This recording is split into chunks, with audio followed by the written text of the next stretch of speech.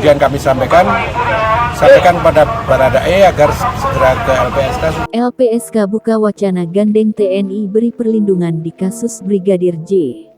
Siapa sosok yang mau dilindungi sehingga Lembaga Perlindungan Saksi dan Korban atau LPSK membuka kemungkinan menggandeng TNI.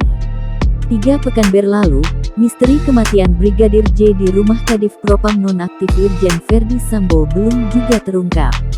Dalam tayangan di Sapa Indonesia Pagi, Kompas TV, Selasa tanggal 2 Agustus tahun 2022, Ketua LPSK Hasto Atmojo mengatakan, pihaknya belum pernah melibatkan TNI untuk memberikan perlindungan kepada saksi dan korban dalam sebuah perkara.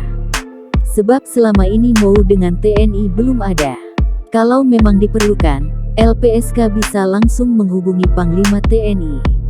Namun, bukan tidak mungkin pelibatan unsur TNI dalam perkara tewasnya Brigadir J ini dilakukan.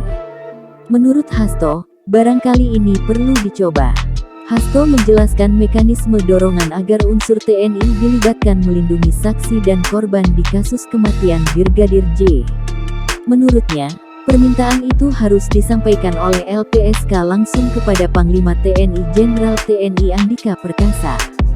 Sebelumnya, Hasto menanggapi soal pernyataan kuasa hukum atau pengacara keluarga Brigadir J tentang independensi LPSK. Hasto mengungkapkan bahwa LPSK adalah lembaga yang independen dan tak akan mudah terintervensi dari pihak manapun. Pernyataan itu disampaikan Hasto untuk meluruskan pernyataan pengacara keluarga Brigadir J. Lebih lanjut, pihaknya telah berupaya menghubungi keluarga Brigadir J, namun hingga kini belum mendapatkan balasan. Hasto menegaskan LPSK tidak akan terintervensi dari pihak manapun dalam mengungkap suatu kasus yang berkaitan dengan hukum.